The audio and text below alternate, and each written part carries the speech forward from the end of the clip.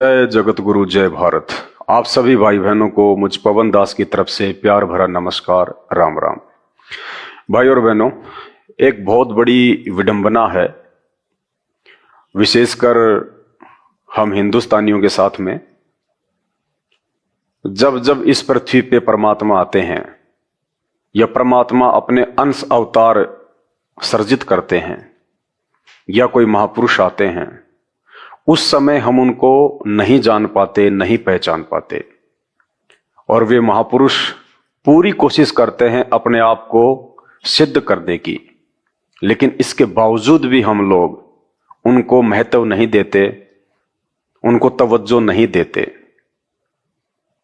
और उनके जाने के बाद हम ही लोग जो उस समय उन्हें गालियां निकाला करते थे, उन्हें जूतों से मारा करते थे, उनके लिए हम अभद्र भाषा का प्रयोग किया करते थे, उनके जाने के बाद हम लोग उनके मंदिर बनाते हैं, उनकी मूर्तियां बनवाते हैं, उनके आगे हम दंडवत प्रणाम करते हैं। उन मूर्तियों के आगे जो उनके जाने के बाद बनाई जाती हैं, जो बेजान होती हैं, मुर्दा होती हैं, वो मूर्तियां ना सुन सकती, ना देख सकती, ना बोल सकती, ना चल सकती, ना हमारी बातें सुन सकती, ना हमें कोई समाधान बता सकती, बिल्कुल बेजान और मुर्दा। फिर उन मूर्तियों के आगे बैठकर अगरबत्ती धूप बत्ती करके, हाथ जोड़ के, नाक रगड़ रगड़ के हम उनसे पुत्र प्राप्ति की उम्मीद लगाते हैं, हम उनसे धन मांगते हैं, हम उनसे नौकरी मांगते हैं। ये विडंबना सदियों से चली आ रही है और इसी का खामियाजा आज हिंदुस्तान सबसे ज्यादा भुगत रहा है। और उस समय हम उनको क्यों नहीं जान पाते, क्यों नहीं पहचान पाते? सिर्फ एक ही कारण होता है, धर्मगुरु।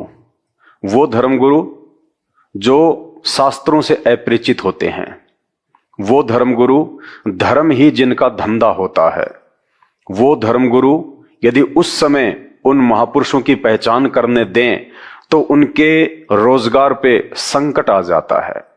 इसलिए वे लोग हमें भक्ति और भगवान से हमेशा दूर रखते हैं, भटका के रखते हैं, सिर्फ अपने स्वार्थ के लिए। और यही कारण है आज हम केवल भगवान का नाम जानते हैं, भगवान के गुणों से अपरिचित हैं।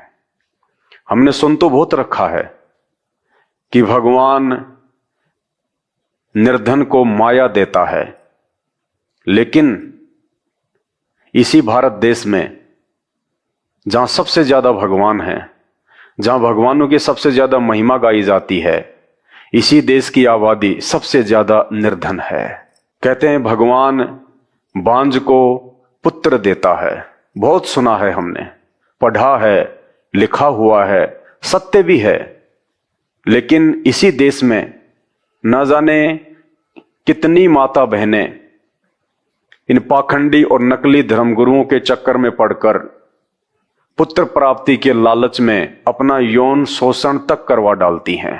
कहते हैं भगवान अंधे को आंख देता है, लेकिन हमारे इसी देश में श्री राम भद्राचार्य जैसे धर्मगुरु जो अपने जीवन के अंतिम पड़ाव में हैं, लेकिन वो देखने के लिए तरस रहे हैं। कहते हैं भगवान असाध्य रोगों का इलाज कर देता है, असाध्य रोगों को ठीक कर देता है। लेकिन इसी देश के धर्मगुरु श्री प्रेमानंद जी और सदगुरु रितेश्वर दास जी, जो आज कैंसर जैसे असाध्य रोग से तकलीफ में हैं, महाकष्ट में हैं, कहते हैं भगवान मुर्दे को जिंदा कर देता है। लेकिन लोगों ने सुना है, आज तक किसी ने मुर्दे को जिंदा होते देखा नहीं। कहते हैं भगवान कर्मों को काट देता है, फिर सुख देता है, क्योंकि हर प्राणी यहां पे सुख दुख का जो अनुभव करता है वो अपने पूर्व जन्म जन्मांतरों के कर्म और कुकर्मों के कारण करता है।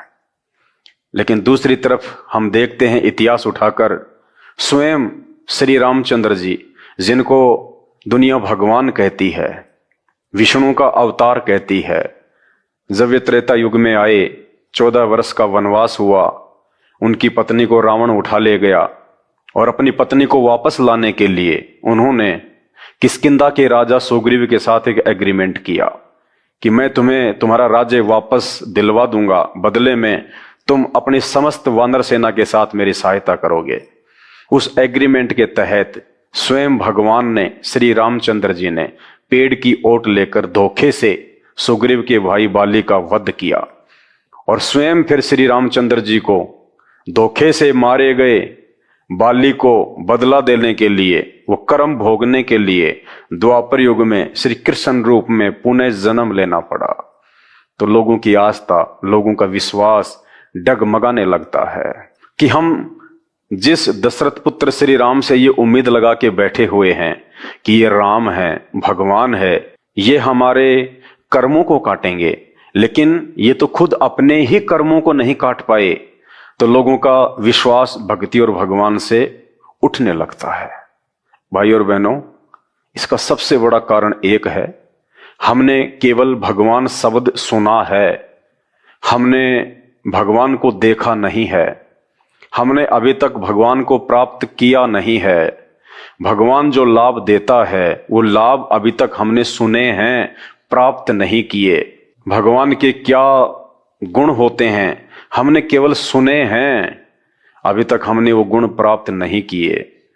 और वो लाभ, वो गुण ऐसे प्राप्त नहीं किए जा सकते, न मंदिर में जाके, न मस्जिद में जाके, न गुरुद्वारे में जाके, और ना ही चर्च में जाके, और ना ही बेजान और मुर्दा पत्थरों की मूर्तियां पूजने से आपको भगवान से मिलने वाले लाभ मिलेंगे। वो लाभ प्राप्त करने की एक विधि है जो हमारे शास्त्रों में वर्णित है। जब तक हम उस विधि के अनुसार नहीं चलेंगे, हम कदापि उस परमेश्वर से, भगवान से मिलने वाले लाभ को प्राप्त नहीं कर सकते। और लाभ लेने का सर्वप्रथम जो तरीका है वो ये है, गुरु होना चाहिए। और गुरु भी कोई नकली नहीं, कोई पाखंडी नहीं, सतगुरु, सच्चा गुरु। सच्चा गुरु कौन होता है? सच्चे गुरु की पहचान भी गीता जी में ही वर्णित है। अध्याय नंबर 15 श्लोक नंबर 1 से 4, अध्याय नंबर 4 श्लोक नंबर 34, कि वो सच्चा गुरु होगा, वो तत्वदर्शी संत होगा जो उल्टे लटके हुए संसार रूपी पेड़ के सभी विभागों को ठीक ठीक से बता देगा, समझा देगा। कहने का मतलब है, वो धर्मगुरु सर्वप्रथम हमारे ही धर्मशास्त्रों से सृष्टि रचना को बताएगा कि देव कौन है, महादेव कौन है, भगवान कौन है, देवी देवता कौन है, ये ब्रह्मांड, ये ग्रह उपग्रह, सूरज, चांद, सितारे, ये पृथ्वी, ये मनुष्य, ये 84 लाख योनियां, इनका सर्जन क्यों हुआ, किसने किया, ये कैसे हुआ। आज हम मनुष्य योनि में हैं, कल को शरीर छूटेगा, फिर हम लोग 84 लाख योनियों में भी जाएंगे। क्यों मनुष्य शरीर में इतने सुख भोगते हैं और फिर 84 लाख योनियों में जाके हम इतने महादुख भोगते हैं, ऐसा क्यों? ये सृष्टि रचना के तहत वो गुरु बताएगा।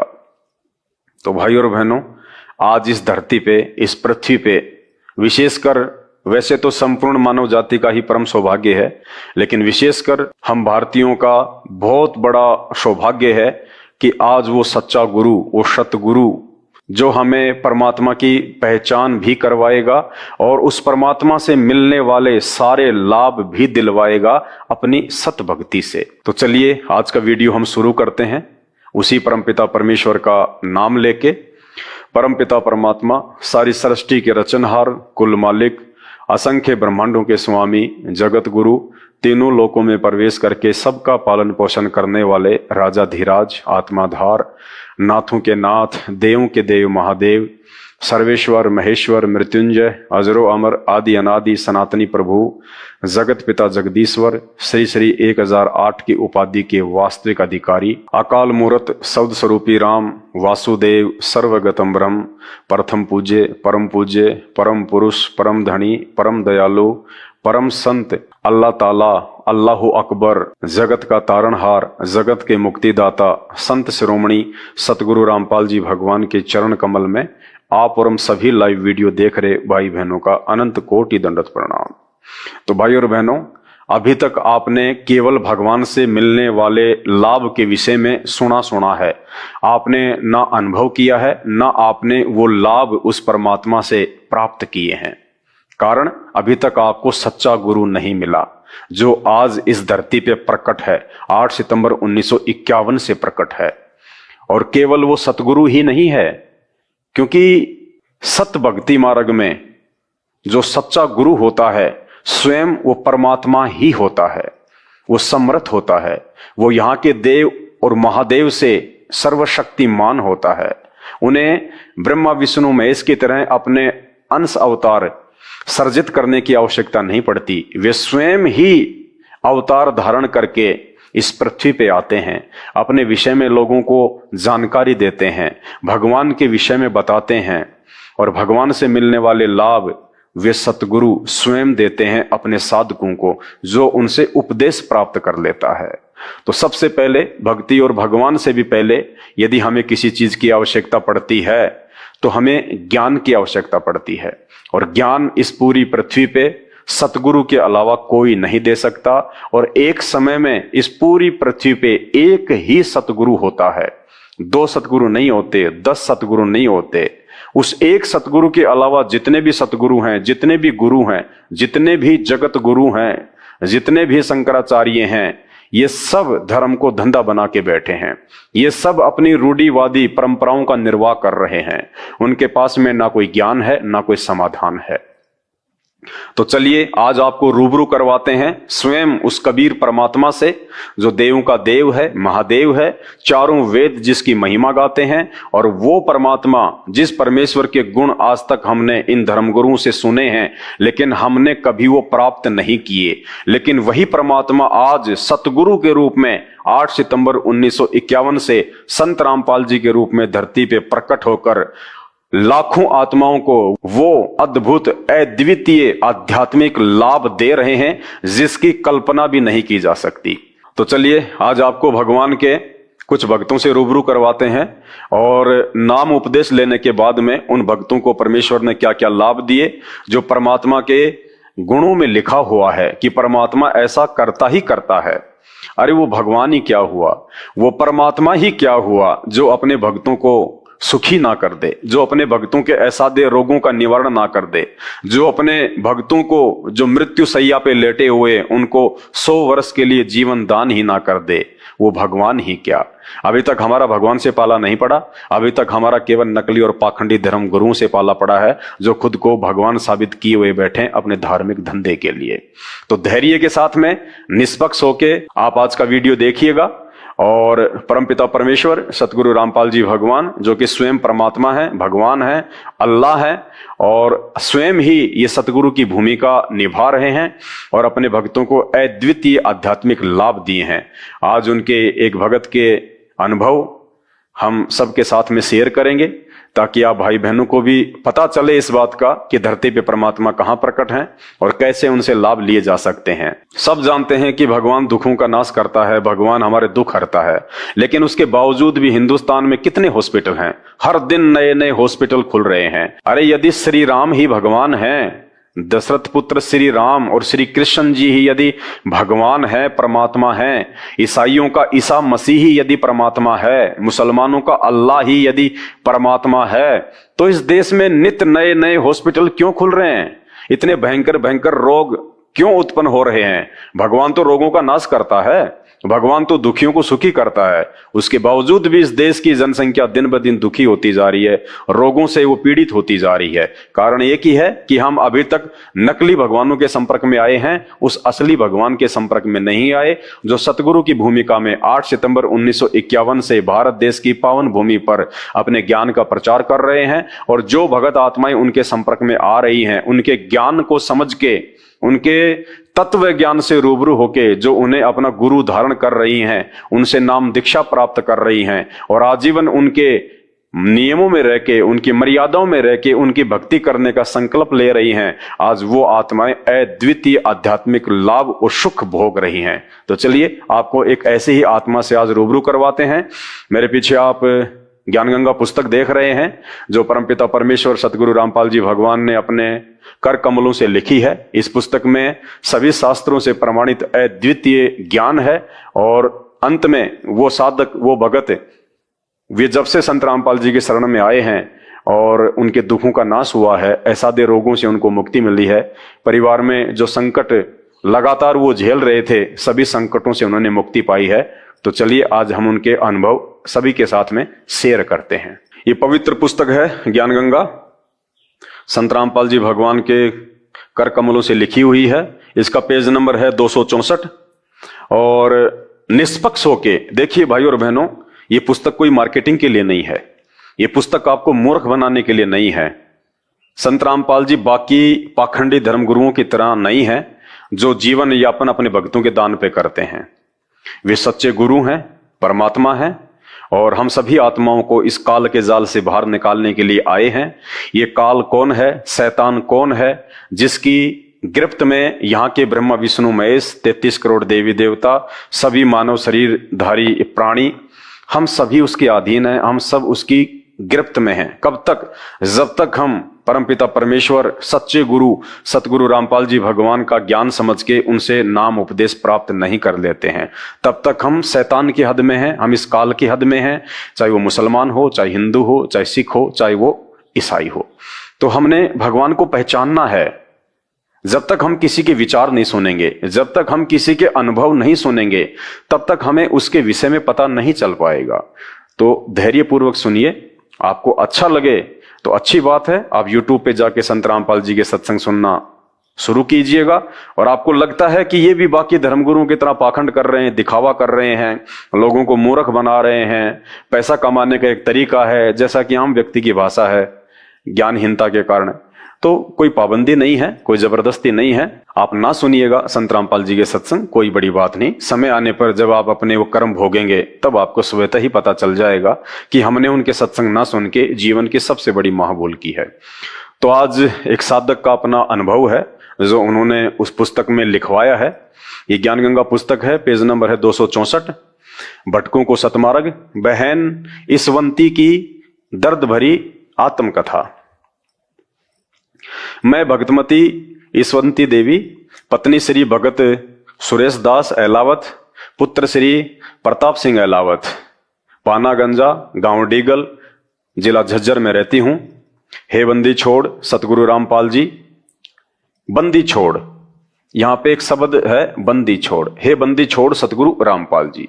बहुत सारे भाई बहन जो अभी संत रामपाल जी के सत्संग नहीं सुन पा रहे हैं, शास्त्रों से अपरिचित हैं, वे नहीं जानते कि बंदी छोड़ क्या होता है। बंदी छोड़ का मतलब होता है वो भगवान, वो परमात्मा, वो गुरु जो हमें हमारे कर्म के बंधनों से छुड़वा दे। वो कर्म, जो कर्म हमने जन्म जन्मांतरों में किए हैं, अच्छे कर्म और बुरे कर्म, जिनका भोग आज हमें भोगना पड़ रहा है। आज इंसान के चेहरे पे यदि फुंसी भी होती है ना, वो उसके कर्म और कुकर्मों के कारण होती है। तो इंसान जो भी भोग भोगता है वो अपने अच्छे बुरे कर्मों के कारण ही भोगता है। तो वो कुकर्म जो हमने आज से पहले अनजाने में, भगवान ना मिल पाने के चलते, ये ज्ञान ना हो पाने के चलते, शास्त्रों की अनभिज्ञता के चलते जो कुकर्म हमने किए अपने स्वार्थ के लिए, मौज मस्ती के लिए, उन कुकर्मों का भोग आज वर्तमान में हम भोगते हैं। कब तक? जब तक वो गुरु नहीं मिलता, वो परमात्मा नहीं मिलता।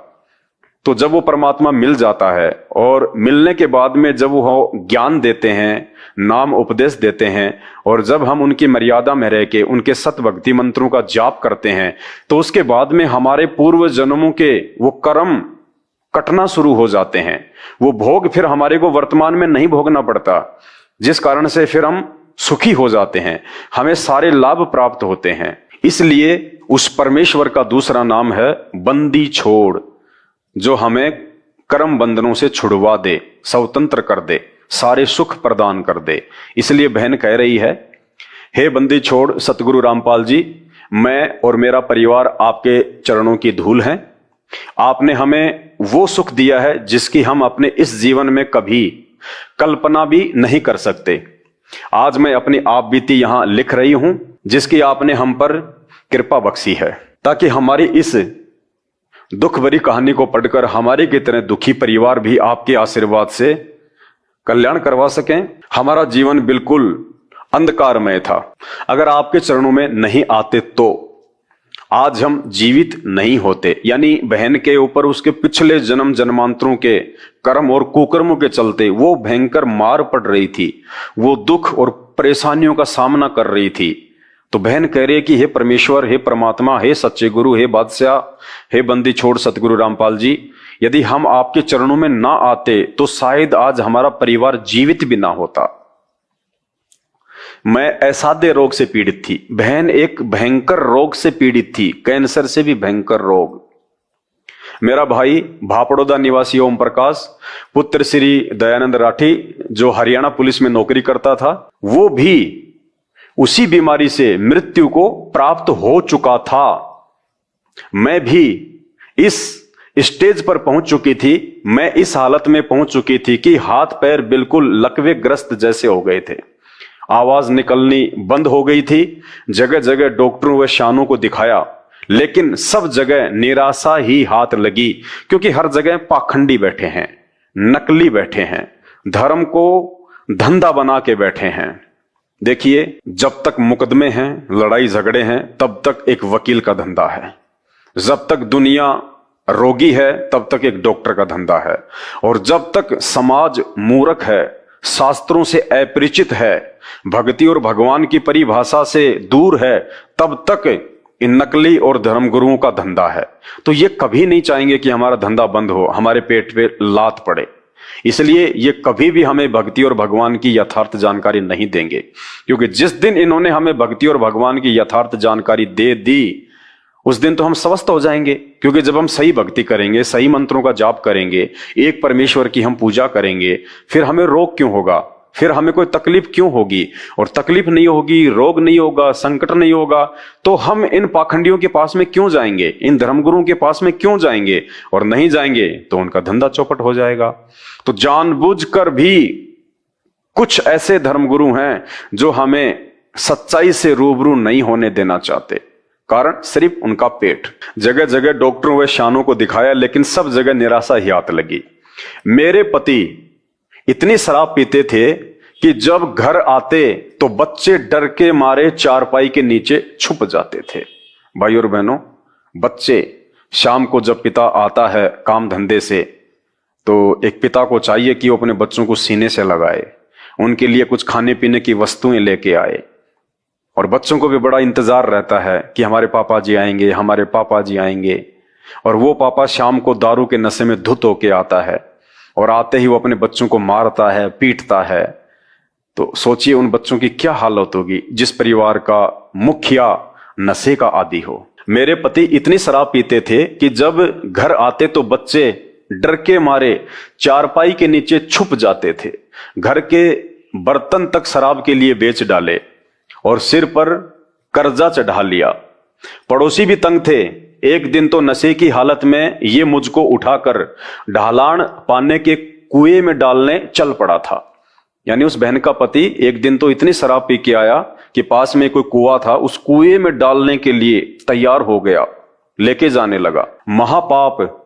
ओपरी हवा ने कहा कि किसकी क्या पोरस चलेगी, मैं इस घर को बर्बाद करके छोड़ूंगा। उनके पति के ऊपर भूत प्रेत का साया था, तो उस भूत प्रेत ने कहा उसके पति के माध्यम से कि किसी की कोई ताकत नहीं है जो मुझे इस परिवार को बर्बाद करने से रोक दे। मेरे भाइयों ने मेरे ऊपर ढेर सारा पैसा शानों व डॉक्टरों के चक्कर में बर्बाद कर दिया, लेकिन मुझे कोई फायदा नहीं हुआ। मेरा पति शराब पीता था तथा बच्चे छोटे छोटे थे। ससुराल में कोई सहारा नहीं था। मेरा भाई सुखवीर, जो कि डीटीसी में ड्राइवर है, उसने परम पूज्य सतगुरु रामपाल जी महाराज से नाम उपदेश ले रखा है।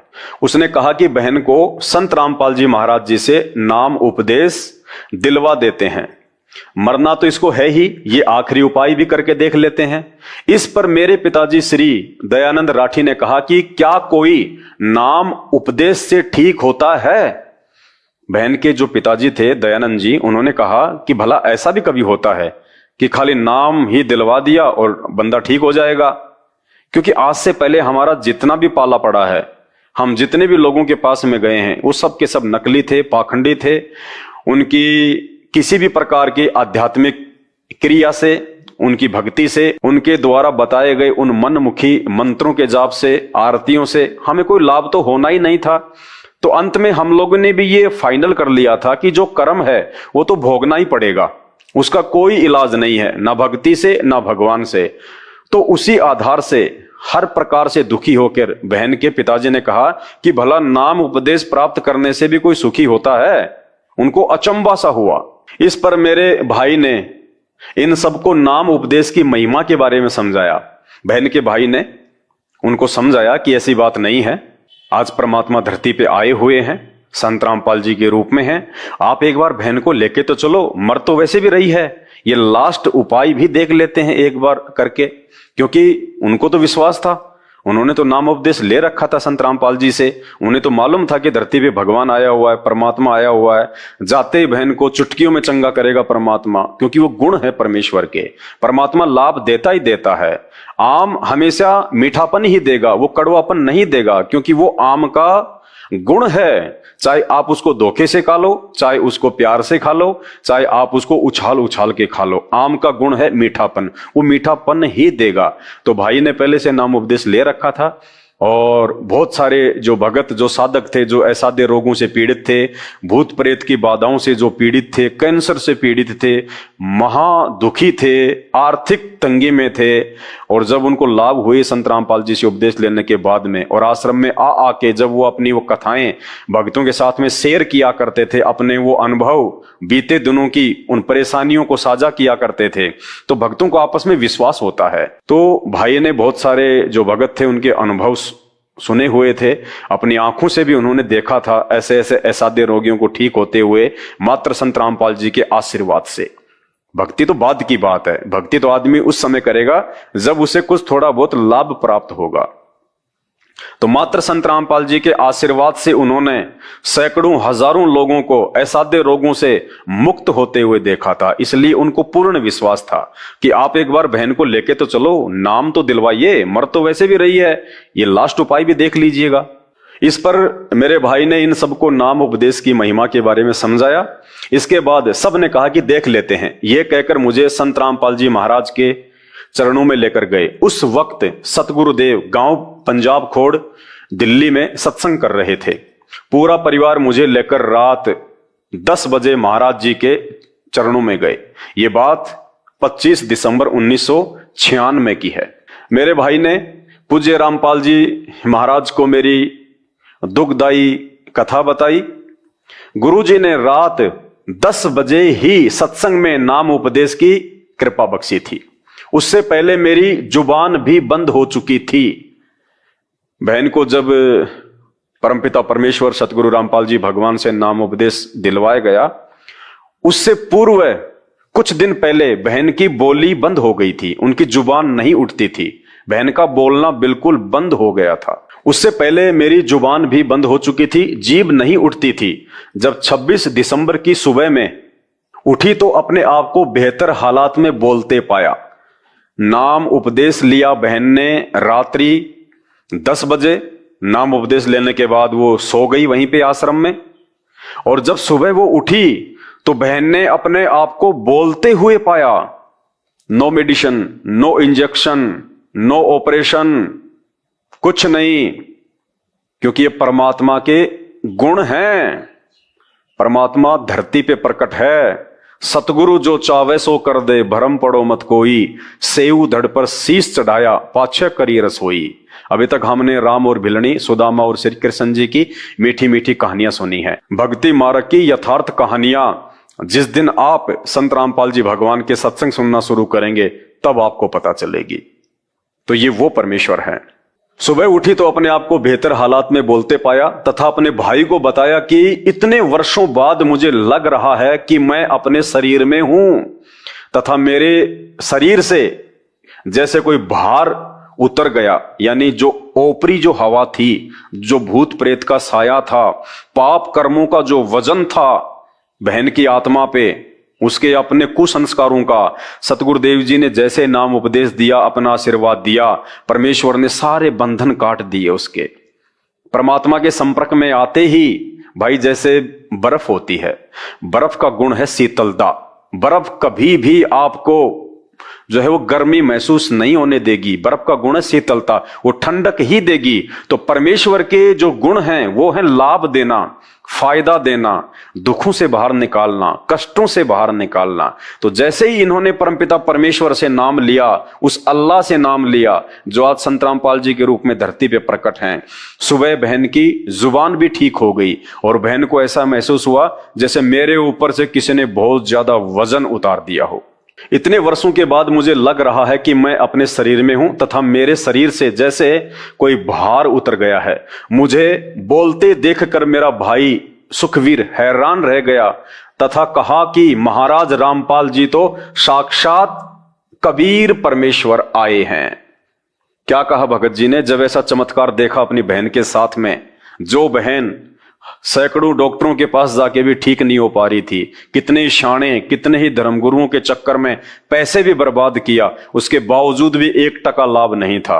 और जैसे ही संत रामपाल जी ने रात्रि को नाम दिया, सुबह बहन 16 आने ठीक, तो भाई भी हैरान रह गया। और भाई का जो विश्वास था, उन्हें पहले से तो मालूम था इस बात का कि ये परमात्मा है, ये कोई सामान्य संत नहीं है, कोई सामान्य व्यक्ति नहीं है। सामान्य संत और व्यक्ति वो कह सकते हैं जो अभी संत रामपाल जी के सत्संगों से दूर हैं, अपरिचित हैं। तो भाई ने कहा कि ये तो साक्षात परमात्मा आए हुए हैं धरती पे, ये तो स्वयं कबीर देव हैं।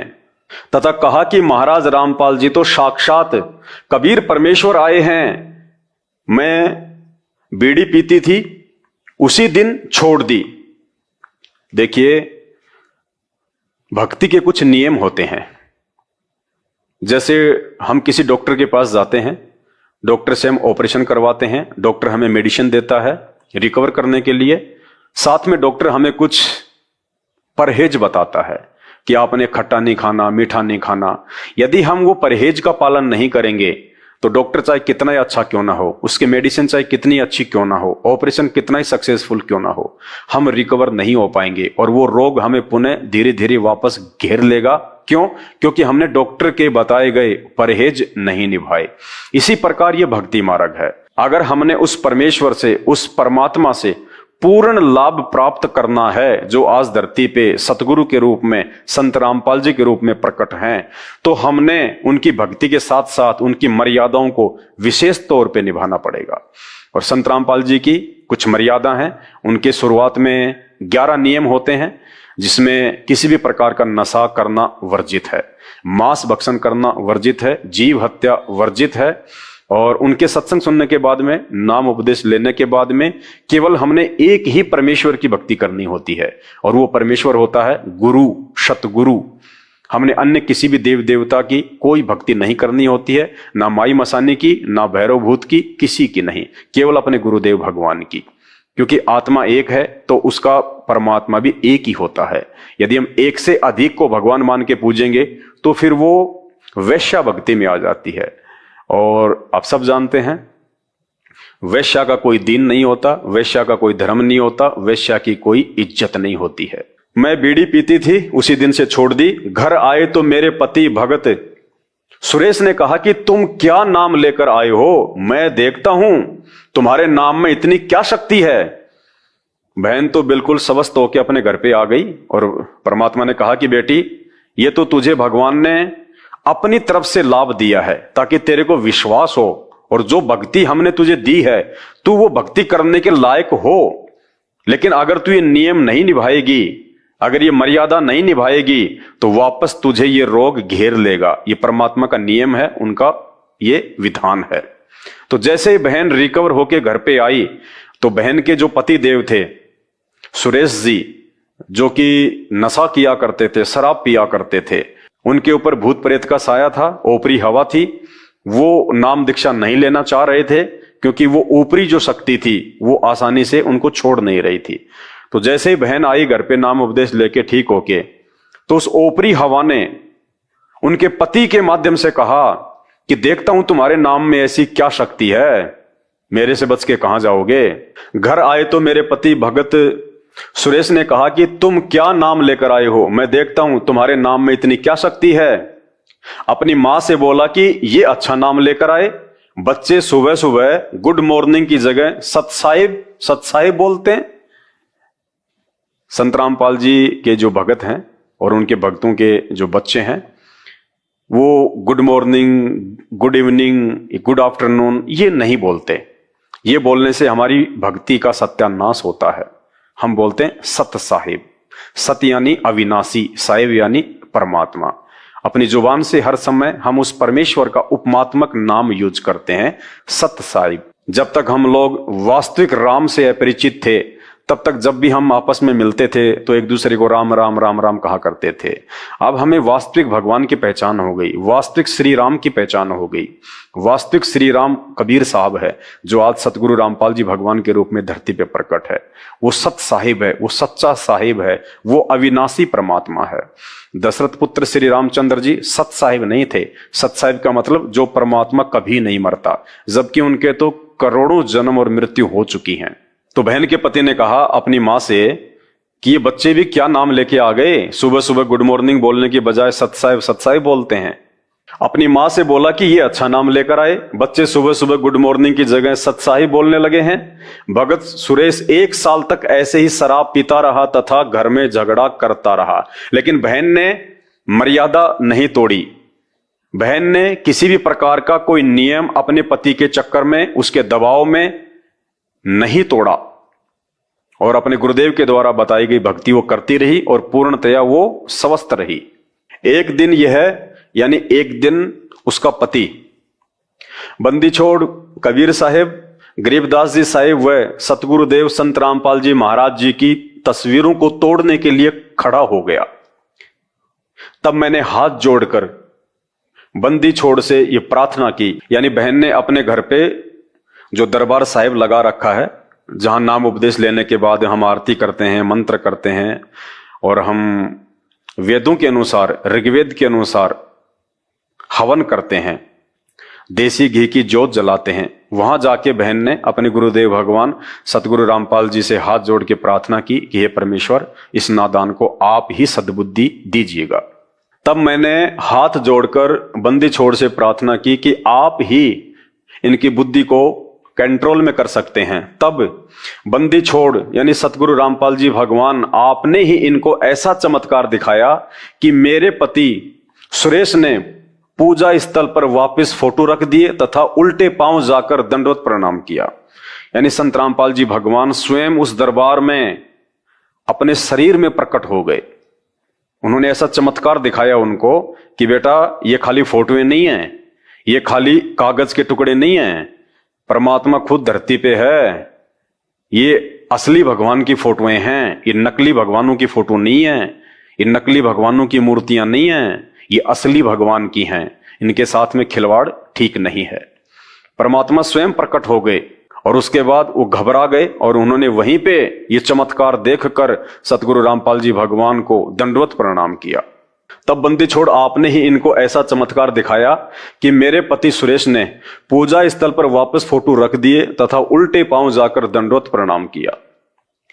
तब से लेकर आज तक उन्होंने शराब, बीड़ी आदि सब बुराइयों को त्याग दिया। यानी उनके पति ने भी नाम उपदेश ले लिया। उसके बाद वो चमत्कार देखकर कि भाई ये कोई छोटे मोटे संत नहीं है, ये तो परमात्मा है। जैसा कि हम पहले इन पंडितों की इन कथाओं में सुना करते थे कि भगवान वहां प्रकट हो गए, भगवान वहां प्रकट हो गए, भगवान नारद जी के सामने प्रकट हो गए, भगवान उस बुढ़िया के सामने प्रकट हो गए। हमने केवल ये सुना था कि भगवान जो है वो प्रकट होते हैं, लेकिन बहन के जो पति हैं उन्होंने तो साक्षात देखा अपने घर पे भगवान को सामने प्रकट होते हुए देखकर। तब से लेकर आज तक उन्होंने शराब, बीड़ी आदि सब बुराइयों को त्याग दिया। इसका गवाह पाना गंजा व डिगल गांव है। मुझे पुनर्जन्म मिला क्योंकि बहन को असाध्य रोग था। यदि वे संत रामपाल जी भगवान की शरण में नहीं आती, संत रामपाल जी से नाम उपदेश प्राप्त नहीं करती, तो बहन का आगे का जीवन शेष नहीं था। सतगुरु रामपाल जी भगवान ने अपने विधान अनुसार, जैसा कि हम भगवान के गुणों में सुनते हैं कि भगवान मुर्दे को जिंदा कर देता है, वो बहन के साथ में हुआ। सतगुरु रामपाल जी भगवान ने बहन को पुनर्जन्म दिया। उन्होंने बहन की आयु को एक्सटेंड कर दिया सिर्फ भक्ति के लिए, वरना बहन अपने संस्कार आधार से इनकी आयु पूरी हो चुकी थी, इनका आगे जीवन शेष नहीं था, कोई भी इनका जीवन आगे एक्सटेंड नहीं कर सकता था सिवाय उस परमेश्वर के, उस अल्लाह के। और वो अल्लाह आज धरती पे संत रामपाल जी के रूप में है। तो परमेश्वर ने उस बहन से आगे भक्ति करवाने के लिए उनके जीवन को एक्सटेंड कर दिया, बहन की उम्र बढ़ा दी परमात्मा ने। मुझे पुनर्जन्म मिला देखकर मेरे दुख में दुखी मेरे भाई राजेंद्र सिंह राठी डीएसपी हरियाणा व भाई प्रेम प्रकाश राठी एडवोकेट सहित पूरे परिवार ने भी नामदान ले लिया। बहन की ऐसी हालत को देखकर, क्योंकि बहन के पास में तो पैसे थे नहीं, बहन क्या करती, अपने पीहर से, अपने भाइयों से मदद मांग मांग के अपना इलाज करवाया करती थी। किसी भी शाणे के पास जाती थी, धर्मगुरु के पास जाती थी, हॉस्पिटल में जाती थी, तो अपने भाइयों से ही आर्थिक मदद लिया करती थी। तो उस बहन की ऐसी हालत को देखकर और ऐसी हालत में एकदम से वो रिकवर हो गई, स्वस्थ हो गई। उन्हें पता चला कि इन्होंने संत रामपाल जी से नाम उपदेश लिया है। तो तुरंत उसका एक भाई जो हरियाणा पुलिस में डीएसपी था और दूसरा एडवोकेट था, पूरे परिवार ने संत रामपाल जी से जाके नाम उपदेश ले लिया। नाम उपदेश लेने के बाद में कबीर परमेश्वर ने ऐसे ऐसे सुख दिए जिनकी कल्पना भी नहीं की जा सकती। सबसे पहला सुख बहन क्या बता रही है, हमारी भैंस ने सरफ खा लिया था, भैंस का बिल्कुल बुरा हाल था। डॉक्टर को दिखाया तो उन्होंने बताया कि इसने कोई जहरीली वस्तु खा ली है तथा 10 इंजेक्शन लगा दिए। अगले दिन भैंस की आंखों से नीला पानी बहना शुरू हो गया तथा भैंस अंधी हो गई। डॉक्टर भी हाथ खड़े कर गए। बहन की जो भैंस थी उसने सांप को खा लिया। अब सांप को जब खा लिया तो सांप में तो जहर होता है, अंदर जाके जब सांप ने जहर छोड़ा तो जो भैंस थी वो आंखों से अंधी हो गई, खाना पीना छोड़ दिया उसने। हमारी भैंस ने सांप खा लिया था, भैंस का बिल्कुल बुरा हाल था। डॉक्टर को दिखाया तो उन्होंने बताया कि इसने कोई जहरीली वस्तु खा ली है तथा 10 इंजेक्शन लगा दिए। अगले दिन भैंस की आंखों से नीला पानी बहना शुरू हो गया तथा भैंस अंधी हो गई। डॉक्टर भी हाथ खड़े कर गए। तब रात में सौपन में सतगुरुदेव रामपाल जी महाराज नजर आए। उन्होंने भैंस के शरीर पर हाथ फेरा। सुबह उठे तो हमने तथा पड़ोसियों ने अपनी आंखों से भैंस के मुंह में सांप को देखा तथा उसको निकाला। ये होते हैं चमत्कार। उस भैंस को मरना था, कोई नहीं बचा सकता था, लेकिन परमात्मा जो चाहे सो कर दे। भगवान वही है जो दिन को रात कर दे, रात को दिन कर दे। भगवान वही है जो राई को पहाड़ कर दे, पहाड़ को राई कर दे। कहते हैं साहिब से सब होत है, इंसान से कुछ नहीं, वो राई से पर्वत कर दे, फिर पर्वत से राई। परमात्मा कुछ भी कर सकते हैं। आज तक हमने केवल भगवान के विषय में सुना था कि भगवान ऐसा कर देता है, भगवान वैसा कर देता है, लेकिन हमें वो लाभ प्राप्त नहीं हुए थे। क्योंकि जिन नकली गुरुओं को हम भगवान मान के, बहुत बड़ा साधु संत मान के, जगत गुरु मान के, जिनके द्वारा बताए गए मनमुखी मंत्रों का हम जाप कर रहे थे, जिनके द्वारा बताई गई मनमुखी आध्यात्मिक क्रियाओं को हम सर्वश्रेष्ठ मान के ये सोचकर कर रहे थे कि ये करने से हमारे दुखों का निवारण होगा, लेकिन नहीं हो सकता था। वो निवारण आज इस धरती पे केवल संत रामपाल जी के पास में है, केवल संत रामपाल जी के पास में। क्योंकि ये पूर्ण पुरुष हैं, ये आदि पुरुष हैं, ये आदि राम हैं, वास्तविक श्री राम हैं ये। और इनके द्वारा बताई गई जो भक्ति है, जो शास्त्र प्रमाणित मंत्र हैं, उनके थोड़े से जाप मात्र से इंसान उन सुखों का अनुभव करने लगता है, उन असाध्य रोगों से मुक्ति प्राप्त कर लेता है जिसकी हम लाखों रुपया बर्बाद करके भी ठीक होने की कल्पना नहीं कर सकते। तब रात में सौपन में सतगुरुदेव जी महाराज नजर आए। उन्होंने भैंस के शरीर पर हाथ फेरा। सुबह उठे तो हमने तथा पड़ोसियों ने अपनी आंखों से भैंस के मुंह में सांप को देखा तथा उसको निकाला। भैंस स्वस्थ हो गई तथा पूरा दूध देने लग गई। ऐसे ऐसे पता नहीं कितने सुख आपने हमें दिए। कल तक हमारे पास 10 रुपए तक नहीं थे, लेकिन आज उन्हीं खेतों में धन उपजता है तथा किसी के आगे हाथ फैलाने की जरूरत नहीं। पड़ोसी कहते हैं कि तुम्हारे गुरुजी ही तुम्हारे लिए राम हैं। ऐसे ऐसे सुख देख के, ऐसे ऐसे चमत्कार देख के आड़ोसी पड़ोसी भी कहने लगे, क्योंकि किसी भी व्यक्ति की माली हालत को, उसकी आर्थिक हालत को उसके पड़ोसियों से बेहतर कौन जान सकता है। तो बहन पहले कितनी दुखी थी, कितनी समस्याओं में थी, ऐसा दे रोग ने उनको घेर रखा था, उसका पति शराब के नशे में बच्चों को मारता था, पीटता था, आर्थिक तौर पे भयंकर जो है वो तंगी थी। तो पड़ोसियों से बेहतर कौन जान सकता है। जिस घर में रोजाना लड़ाई झगड़ा हो, गाली गलौच हो, जिनके बच्चे रोजाना चीखें चिल्लाएं, तो पड़ोसियों से बेहतर कौन जान सकता है। तो पड़ोसियों ने जब चंद ही समय में देखा कि इसका तो जीवन बदल गया, ये तो नरक से स्वर्ग में आ गए, तो पड़ोसियों ने कहा कि तुम्हारे गुरुजी तो तुम्हारे लिए राम हैं, राम यानी भगवान, परमात्मा, अल्लाह, जो सारे सुख देता है। दुनिया भी कहने लगी, पड़ोसी भी कहने लगे।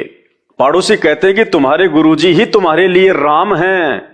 अज्ञानियों द्वारा बहकाया हुआ भोला भाला समाज क्या जाने आपकी महिमा को। संत रामपाल जी महाराज के विरोधी तो सिर्फ कीचड़ उछालना जानते हैं, जिसके साथ गुजरती है वही बता सकता है उसको आपसे क्या कुछ मिला है।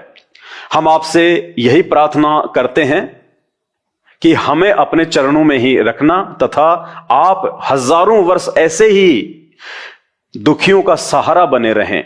सतगुरु रामपाल जी महाराज पूर्ण परमात्मा के अवतार हैं। ये स्वयं ही पूर्ण परमात्मा हैं, ये किसी के अवतार नहीं हैं। चूंकि ये ज्ञान धीरे धीरे समझ में आता है, नाम लेते ही पूरा ज्ञान समझ में नहीं आ जाता है। जैसे हम किसी बच्चे को स्कूल में एडमिशन दिलवाते हैं, तो एडमिशन दिलवाते ही वो बच्चा जो है वो विद्वान नहीं बन जाता है, उसको थोड़ा समय लगता है। आपका नाम लेने के बाद हमारे घर में इतना सुख मिला परमेश्वर जी कि हम वर्णन नहीं कर सकते, फिर भी वर्णन करने की कोशिश कर रही हूं। मैंने आपसे सन 1996 में नाम उपदेश लिया। उसके करीब 1.5 साल के बाद एक घटना घटी जो इस प्रकार है। क्या घटना घटी बहन के साथ में? एक रात मुझे यह सब दिखाई पड़ा कि मैं गांव में शमशान पूछ रही हूं।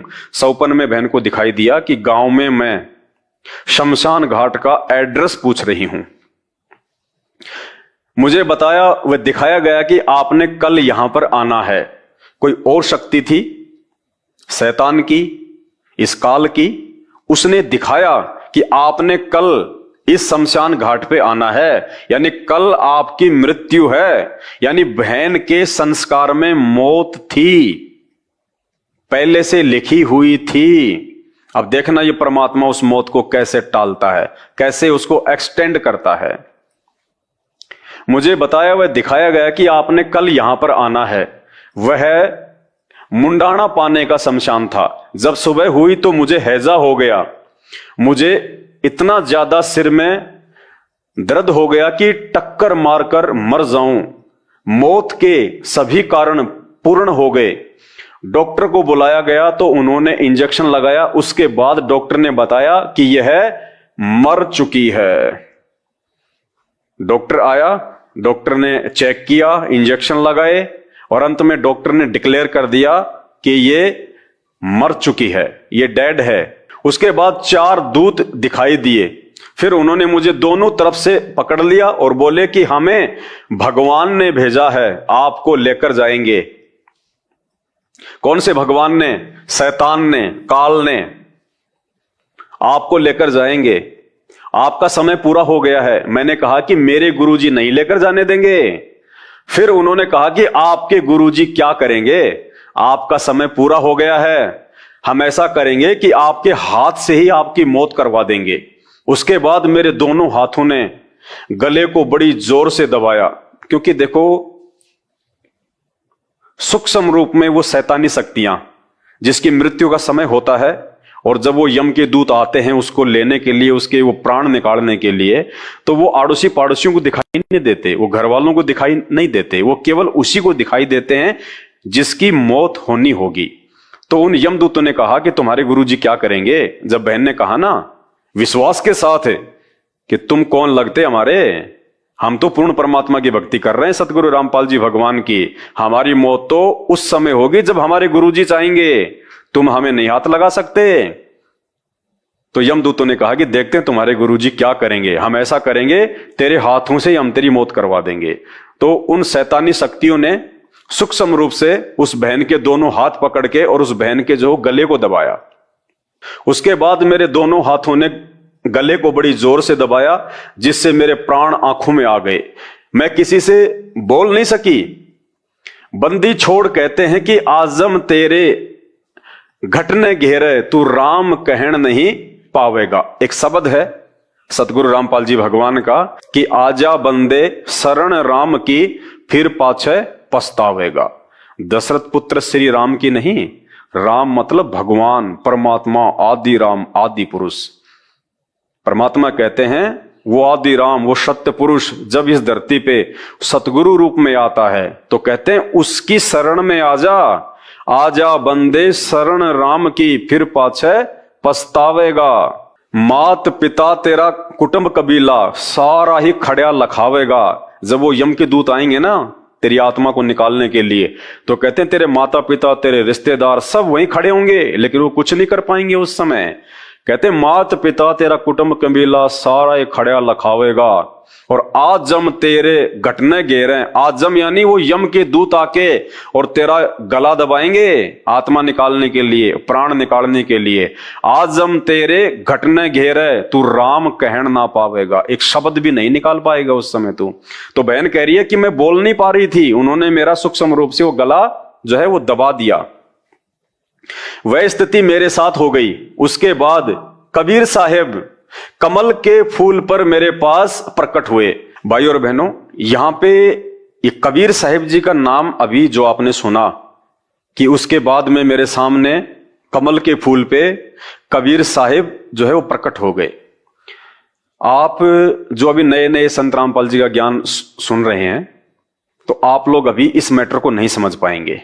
इस मैटर को केवल वही समझ पाएंगे जो काफी वर्षों से संत रामपाल जी के भगत हैं और विशेषकर जो साध संगति से जुड़े हुए हैं।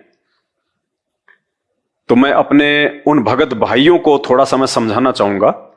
भाई और बहनों, हम सब जानते हैं कि 650 साल पहले परमात्मा जिस दाढ़ी मूंछ वाले रूप में आए थे, जो फोटो आजकल आप देखते हो यूट्यूब पे, गूगल पे, हर जगह, अब हमें तो हो गया पता इस बात का कि वो तो एक काल्पनिक फोटो है, वो हाथ से बनाई गई फोटो है। क्योंकि 650 साल पहले ना कोई वीडियो रिकॉर्डर था, ना ही कोई वो कैमरा था। तो वर्तमान में जो फोटो बनाई गई है दाढ़ी मूंछ वाली कबीर दास जी की, कबीर साहिब जी की, वो एक इमेजिन है, एक कल्पना के तौर पे बनाई गई है कि कबीर जी शायद ऐसे थे।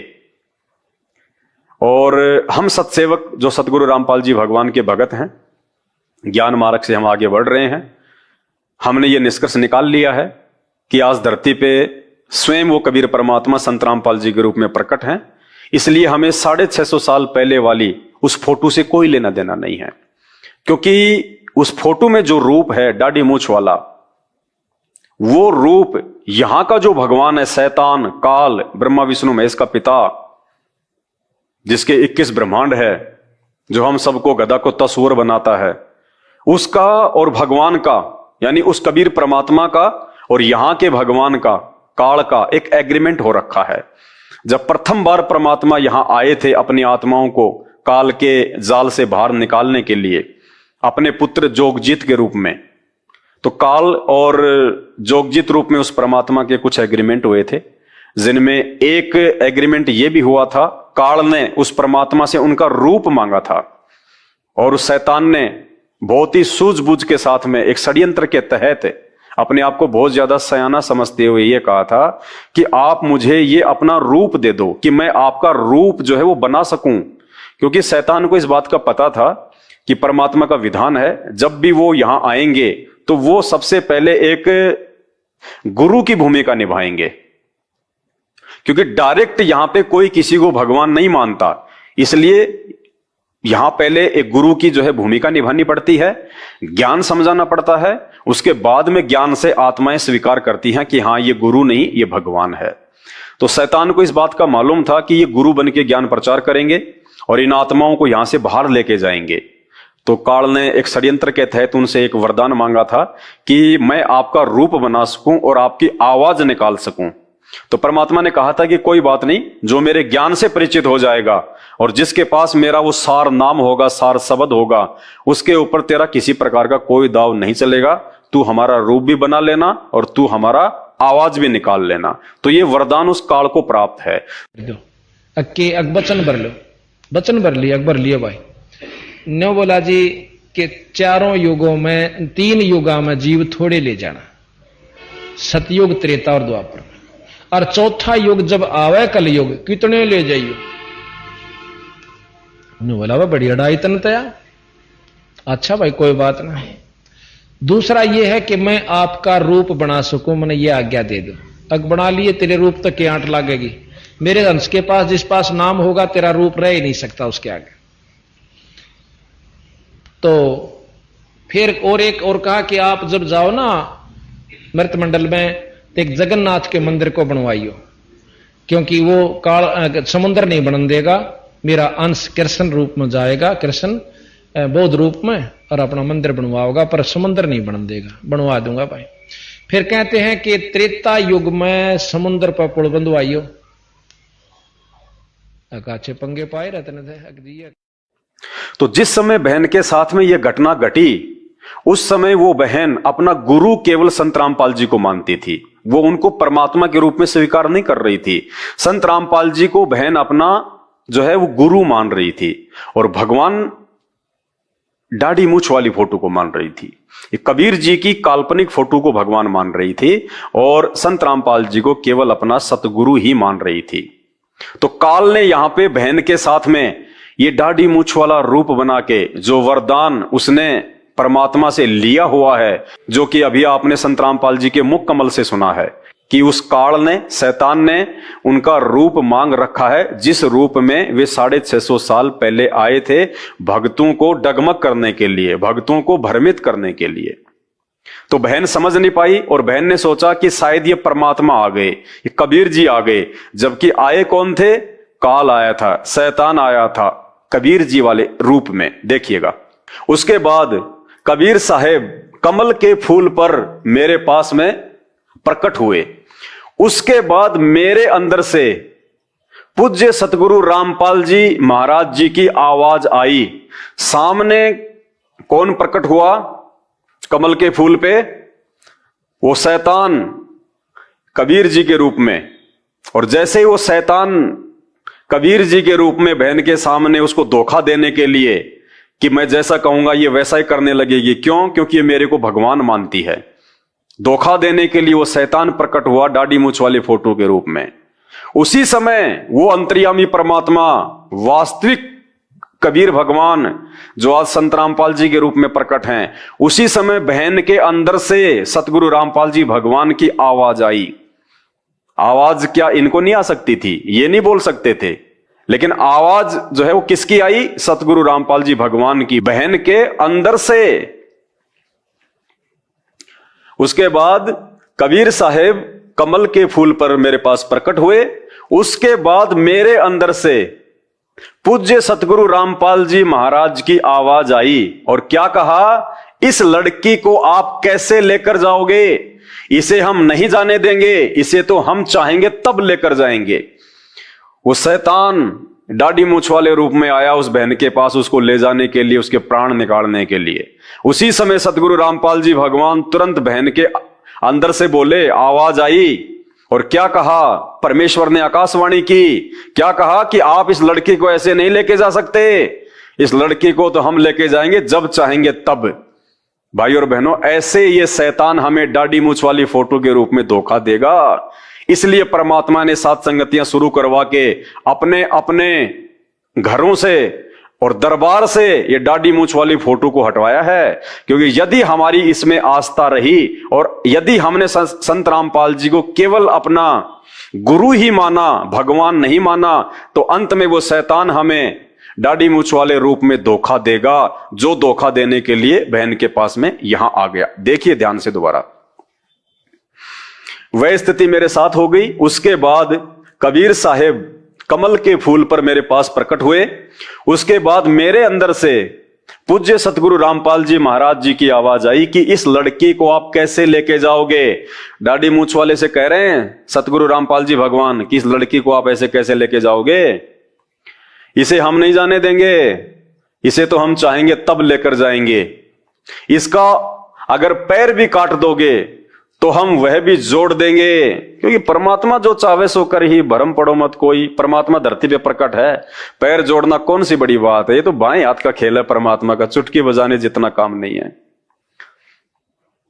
अगर इसका पैर भी काट दोगे तो हम वह भी जोड़ देंगे। साथ में गुरुजी ने काफी बातें कही जो सब वर्णन नहीं हो पा रहा। उसके बाद यम के दूत भाग गए। उसके बाद गुरुजी ने मुझे कहा कि बेटी डर मत, तेरी मौत को हमने टाल दिया, अब हम चाहेंगे तब लेकर जाएंगे।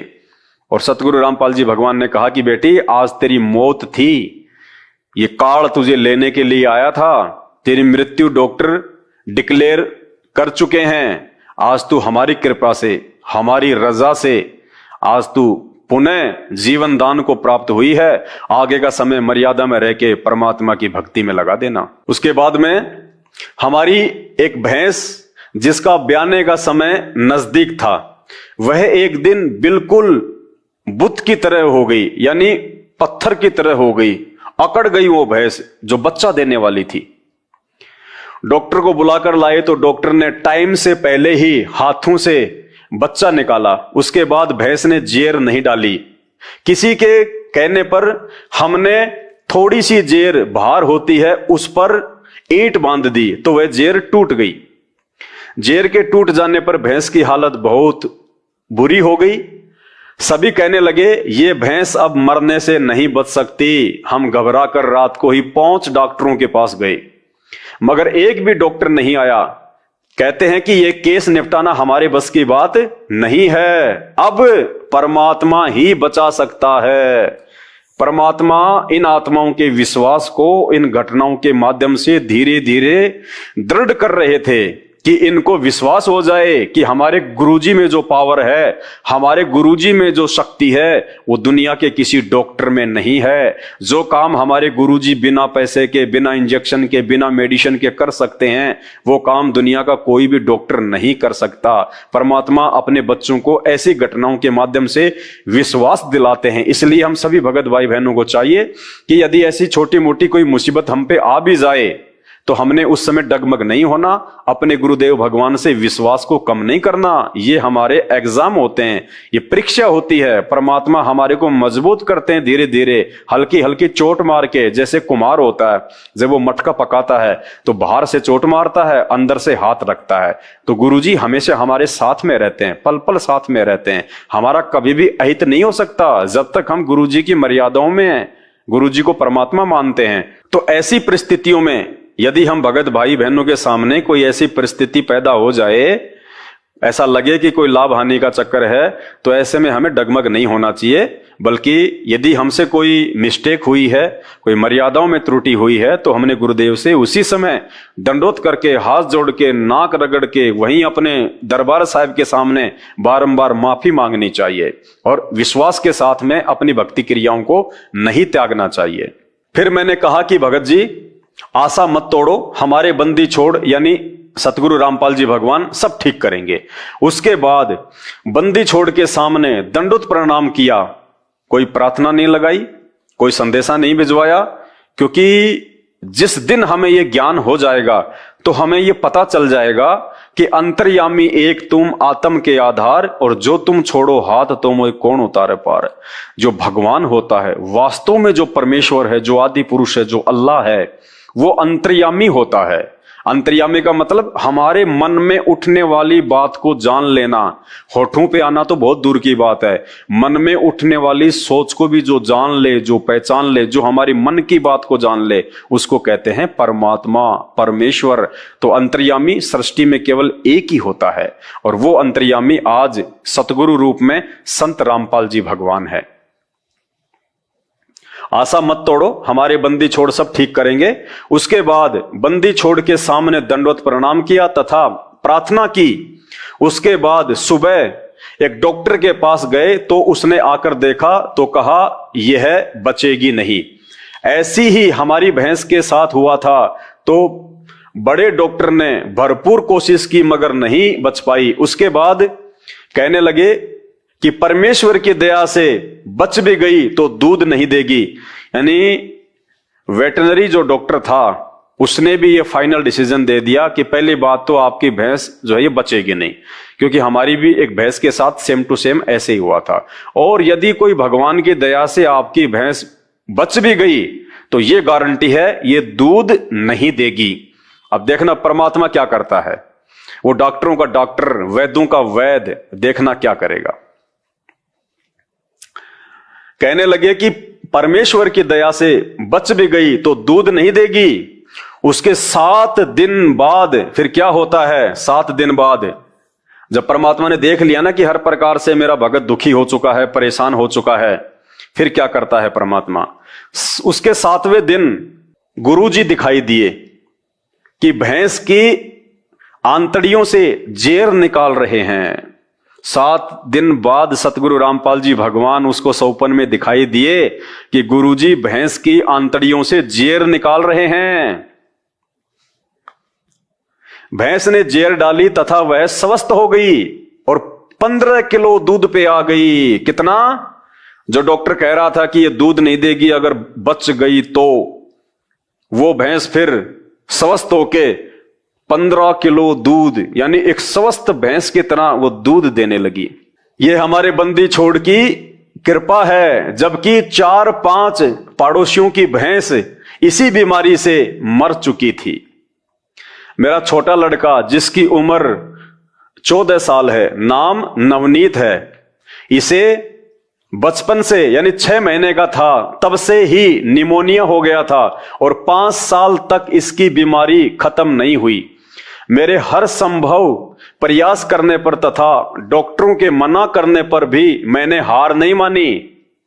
एक दिन मैंने उसे सतगुरुदेव रामपाल जी महाराज से नाम दान दिलवाया। उसी दिन से मानो मेरे बच्चे को कोई बीमारी थी ही नहीं।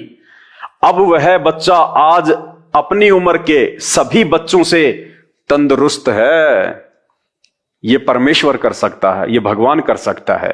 ये बोनविटा खा के, बोनविटा पी के नहीं हो सकता, ये परमात्मा कर सकता है। वो चाहे सो कर दे परमात्मा। राजा को रंक बना दे, रंक को राजा बना दे, निर्धन को धनवान बना दे, धनवान को निर्धन बना दे, वो मिट्टी से सोना बना दे, सोने को मिट्टी बना दे। उसके लिए चुटकी बजाने जैसा काम है। भाई और बहनों, आज से पहले हमने केवल भगवान का नाम सुना है, भगवान लाभ क्या देता है वो सुना है, लेकिन वो लाभ हमने ना देखे थे ना हमने कभी अनुभव किए थे। और संत रामपाल जी भगवान के भगत अनुभव ही नहीं कर रहे, छिक्के आनंद ले रहे हैं, छिक्के आनंद जो परमात्मा दिया करता है लाभ। एक दिन पूर्णिमा के दिन, समय वर्ष 2004 में, बरसात के ना होने के कारण हमारी धान की फसल सूख रही थी और नहर भी आकर चली गई थी।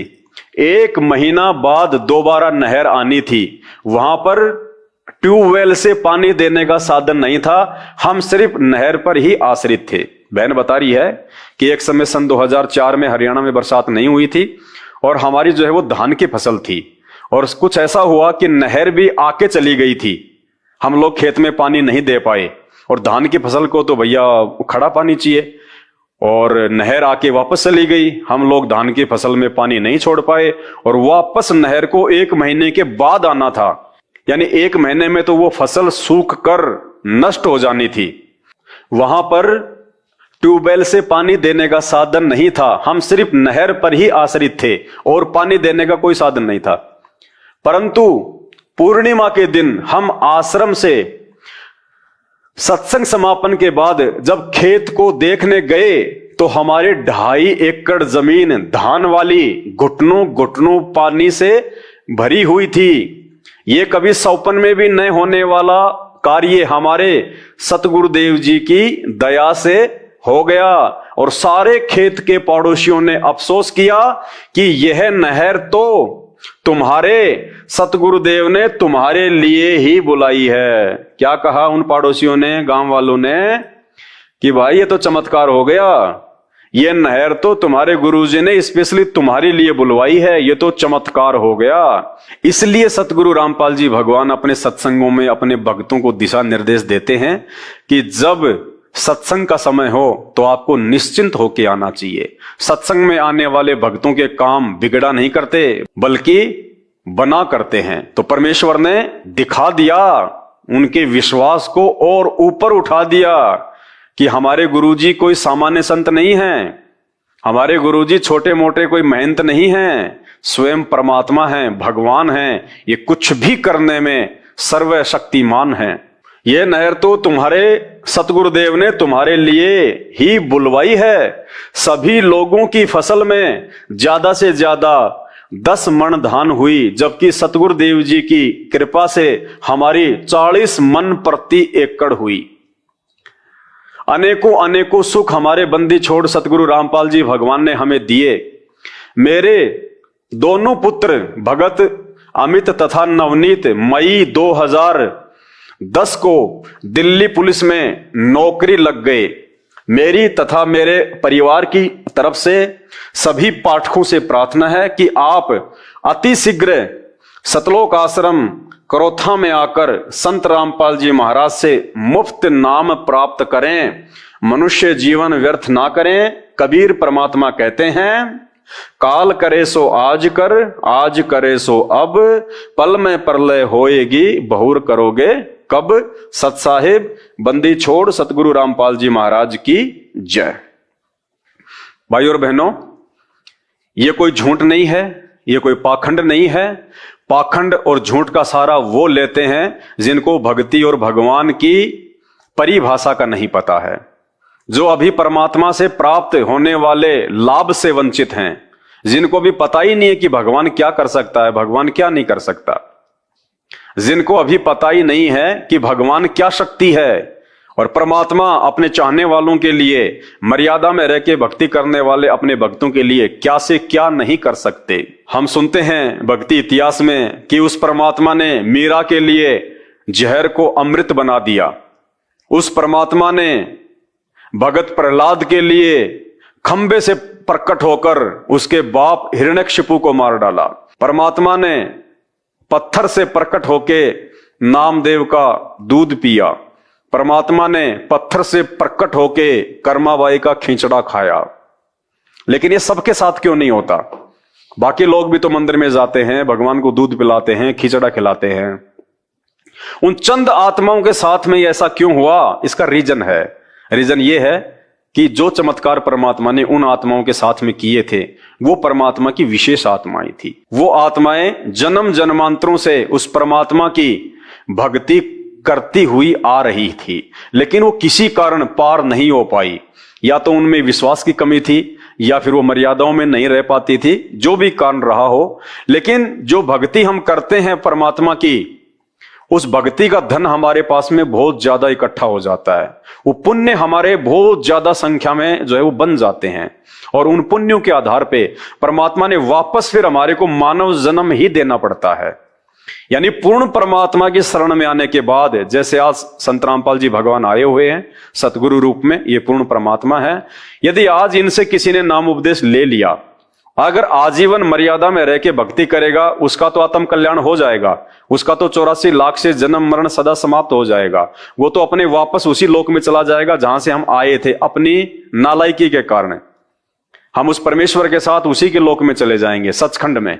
और यदि किसी ने मर्यादा तोड़ दी और वो पार नहीं हो पाया, तो परमात्मा का विधान है वो उस आत्मा को 84 लाख योनियों में नहीं जाने देता।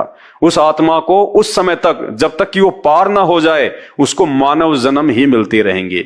ये केवल सतगुरु रामपाल जी भगवान की भक्ति से ही वर्तमान में संभव है। बाकी नकली संतों की भक्ति से जन्म मरण का रोग कभी भी समाप्त नहीं हो सकता। तो भाई और बहनों, आप इन बातों को थोड़ा सीरियस लीजिएगा। ये मजाक की बातें नहीं हैं। हम कोई यूट्यूब से या फेसबुक से 4 पैसे कमाने के लिए अपना समय जो है ये बर्बाद नहीं कर रहे हैं। ये बातें आपको इसलिए बता रहे हैं कि वास्तव में धरती पे परमात्मा प्रकट है। हम लोगों की पहले भक्ति सही नहीं थी, हमारी साधना सही नहीं थी, शास्त्रों के अनुसार नहीं थी, इसलिए हमें कभी भगवान के दर्शन हो ही नहीं पाए। जबकि भगवान साकार है, आप और हमारे जैसा है, मनुष्य रूप में है, आज धरती पे आया हुआ है। वो चलता है, बोलता है, फिरता है, सारे समाधान करता है, सारे लाभ देता है। लेकिन आज से पहले हमारे पास में वो भक्ति विधि नहीं थी, वो वास्तविक शास्त्र प्रमाणित ज्ञान और मंत्र नहीं थे जिससे भगवान हमें लाभ दे, भगवान हमें आशीर्वाद दे, भगवान हमें जो है वो दर्शन दे। क्योंकि इन नकली धर्मगुरुओं को खुद नहीं पता कि भगवान कौन है, कैसा है, कहां रहता है। क्योंकि बिना तत्व ज्ञान के, और ये तत्व ज्ञान बिना तत्वदर्शी संत के नहीं हो सकता।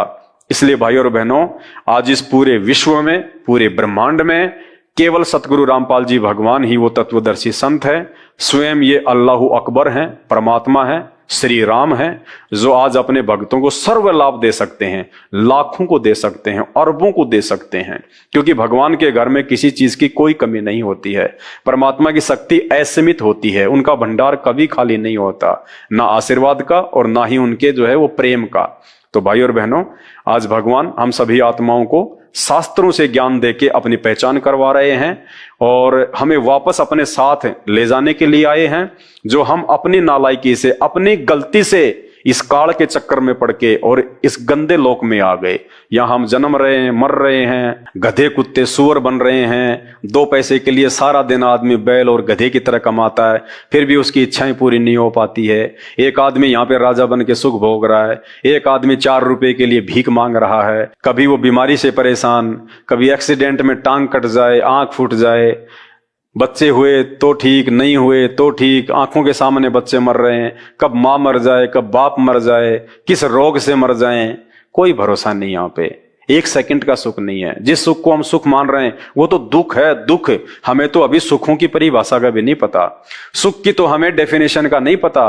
और जिन चीजों को हम ये सुख मान रहे हैं ना, गाड़ी घोड़ा बंगला, 4-5 करोड़ रुपया, कोई मंत्री पद, बहुत बड़ा कोई काम धंधा अच्छा हो जाए, नहीं, ये तो दुख हैं। सुख की तो हमें परिभाषा के भी नहीं पता, हम तो इन दुखों को सुख मान रहे हैं। क्योंकि यही सब चीजें आगे चल के हमारे गले की फांसी बनती है। तो भाई और बहनों, आज परमात्मा धरती पे प्रकट है, निसंशय और निर्भय होके, निष्पक्ष होके। सबसे पहले आप संत रामपाल जी के कुछ दिन यूट्यूब पे सत्संग सुनिए। साधना टीवी पे रोजाना रात्रि 7:30 बजे से 8:30 बजे तक उनके मंगल प्रवचन आते हैं, या फिर यूट्यूब, मोबाइल सबके हाथ में रहता है, आप यूट्यूब पे जाइए, सर्च कीजिएगा संत रामपाल जी महाराज जी के सत्संग। बाकी आपसे निवेदन करूंगा, यदि आप उनके द्वारा बताई गई सृष्टि रचना को पहले सुनेंगे तो आपको सब कुछ समझ में आ जाएगा। क्योंकि जो सृष्टि रचना है ये सभी धर्मशास्त्रों की और भक्ति की मास्टर की है।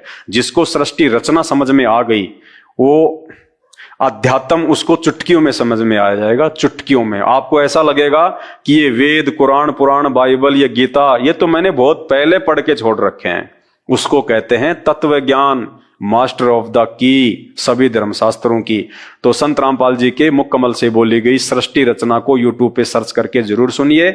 परमात्मा धरती पे आए हुए हैं, ये मौका बार बार नहीं मिलता। बिल्ली के भाग का छीका टूटा हुआ है, दुनिया मर गई, ऋषि मुनि मर गए, लाखों साल तपस्या करके भगवान ने दर्शन तक नहीं दिए। और आज हम पे भगवान इतने मेहरबान हैं, साक्षात धरती पे प्रकट हैं। तो अब यदि कोई कमी रहेगी तो भाई और बहनों, आप और हमारी रहेगी, जो हम अपने मानवश, अभिमानवश, जातीय धर्म के अहंकारवश हम उनके प्रवचन नहीं सुनेंगे तो ये हमारी अपनी गलती होगी और अंत में रोएंगे, पछताएंगे। सपरिवार 84 लाख योनियों में जाएंगे, नरक में जाएंगे। यहाँ के भगवान बचाने वाले नहीं हैं, बचाने वाला भगवान केवल संत रामपाल जी हैं। समय रहते उनके सत्संग सुनना शुरू कीजिए, जानिए, पहचानिए, अपने पिता को जानिए और सदा सदा के लिए परमात्मा के लोक में जाके सुख प्राप्त करें। बंदी छोड़ सतगुरु रामपाल जी भगवान की जय हो।